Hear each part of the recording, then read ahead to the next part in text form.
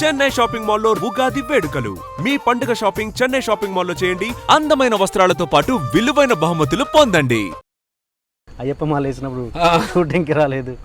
అదే జై Chiranjeevi shooting wait చేయించావు. అంటే నేను అందరికి ఇన్ఫార్మ్ చేశాను. డైరెక్టర్ గారికి చెప్పాను, కో డైరెక్టర్ గారికి చెప్పాను, దత్తు గారికి చెప్పాను, అందరికీ చెప్పాను. రేపు నాకు ఒక్క 2 hours టైం, మార్నింగ్ 8 o'clock చెప్పారు నాకు రమ్మని. డిపిఎస్లో shooting, DPS Delhi public. 8 o'clock రమ్మంటే నాకు 2 hours టైం కావాలి, రేపు మాల వేసుకుంటున్నానంటే. జనరల్గా మాల వేసుకుంటే ఎవరైనా నువ్వు అనరు కదా. సరే పొద్దున్న ఏదో ఒక షార్ట్ ప్లాన్ చేసుకోవచ్చులే, ఈ లోపల వచ్చేస్తాడులే అని చెప్పి ఇంకా అనుకున్నారు. ఓకే 10 o'clock కల్లా ఉండు చాలు అన్నారు. సరే ఇంకా నేను ఇక్కడ సత్యసాయి నిగమంలోనే వేసుకుంటా ఎప్పుడు మాల. వేసుకున్నాను 5 times మాల వేసుకున్నాను నేను. అది ఆ టైంలో ఏంటంటే ఈ షర్ట్ అన్నీ తీసేయాలి కదా, తీసేసి పక్కన పెట్టి మొబైల్ అన్నీ అక్కడే ఉన్నాయి.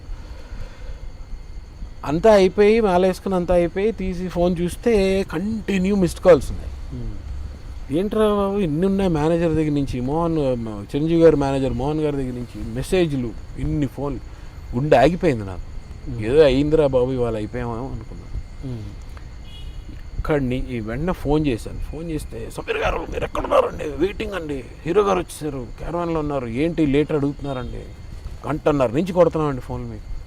నిన్న చెప్పాను కదా మీకు నేను మాల వేసుకుంటున్నాను, ఇదేంటి అదేదో కొత్తగా అడుగుతారేంటి నన్ను, నేను ఏదో చెప్పనట్టు. లేదండి మీరు వచ్చేసేయండి, అదేదో మారింది అదంతా సీన్, మీదే ఫస్ట్ పెట్టారు. నేనేం చేయాలి ఇలాగా నా సడన్గా పెట్టేస్తే. నేను వెళ్తే తప్ప నా కూతురే కదా దెబ్బ తగులుతుంది, చనిపోతుంది. సో మీరు కంపల్సరీగా ఉండాలి. చిరంజీవి గారికి ఏం చెప్తున్నారో తెలియదు, అక్కడ ఏం చెప్పి ఆయన్ని ఆపారో తెలీదు. వేరే వర్క్ ప్లాన్ చేయలేదు, పోనీ ఇదే ప్లాన్ చేసి కూర్చున్నారు. ఇంకా నేను ఇక్కడి నుంచి అక్కడికి మ్యాక్సిమం 7-8 నిమిషాల్లో వెళ్ళిపోయాను అనుకుంటా. ఆ టైంలో 10 o'clock టైం. ఎలా వెళ్ళానో తెలియదు. వెళ్ళిపోయి అక్కడ వెళ్ళంగానే దత్తుగారు వాళ్ళందరూ ఎదురుగా నించున్నారు.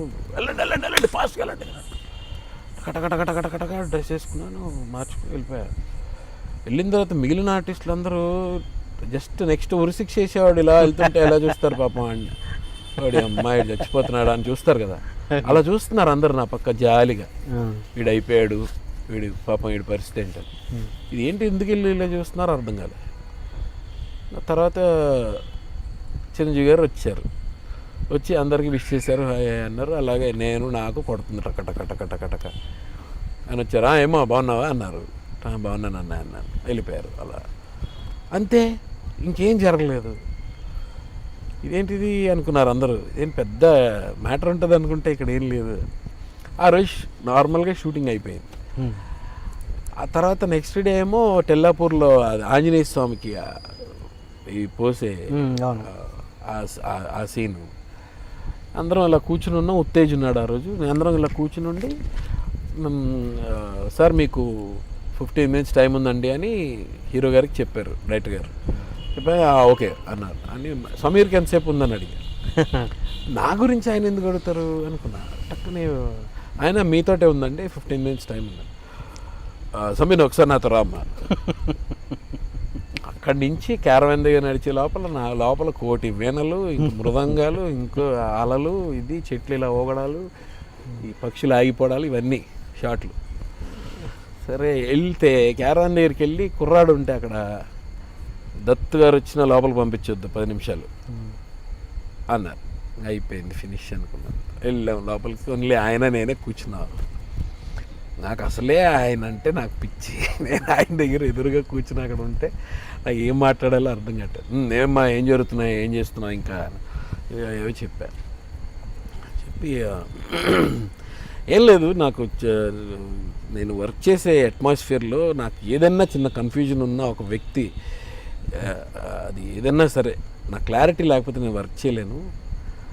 చిన్న నీ విషయంలో కన్ఫ్యూజన్ ఉండి నేను పిలిచాను అన్నారు. అయ్యో ఏం చెప్పండి అన్నాను. నువ్వు నీ పేరు సమీర్ అంటావు, నువ్వు తెలుగు స్పష్టంగా మాట్లాడతావు, మాల వేసుకుంటావు, అయ్యప్ప మాల ఏదో వేసుకున్నావు కదా నిన్న. అవునన్నా. ఏం అర్థం కావట్లేదు, ఎక్కడ దేనికి సింక్ లేదు, పొంతం లేదు. ఏంటి మ్యాటర్ అంటే అమ్మయ్యా అని ఊపిరి పీల్చుకొని నిన్న లేట్ అయినందుకు కాదనమాట, అయితే ఓకే అని చెప్పి అప్పుడు చెప్పాను. మా మదర్ బ్రాహ్మణ్ అన్న, అయ్యో బాబోయ్ ఏంటి నార్త్ పోల్ సౌత్ పోల్, బాబా లక్కీ ఫెలో నువ్వు, మంచి బ్రాండ్ నువ్వు, బ్రీడ్ అన్నారు. ఆయన తర్వాత ఈ విషయం అసలు నా లైఫ్లో మర్చిపోలేని ఇన్సిడెంట్. అన్నయ్యతోటి ఇవి జరగడం వల్ల అన్నయ్యతో కూర్చున్నంతసేపు మాట్లాడి చాలా సరదాగా ఇదైపోయి, అప్పుడు ఎలా కలిశారు, మమ్మీ డాడీ ఎలా కలిశారు, ఇది అది అన్నీ. అలా తర్వాత నా కొడుకు పుట్టిన తర్వాత కూడా రామ్ చరణ్ ఏదో చెప్పాడంట, చాలా బాగుంటాడు డాడీ వాళ్ళ అబ్బాయి ఇదేదంటే, ఒక మ్యారేజ్లో ఫోటోగ్రాఫర్ని పిలిపించి నాకు వీడితో ఫోటో కావాలని వాడిని ఎత్తుకొని వాడితో ఫోటో తీయించుకొని ఇలాగా జరిగింది అక్కడ.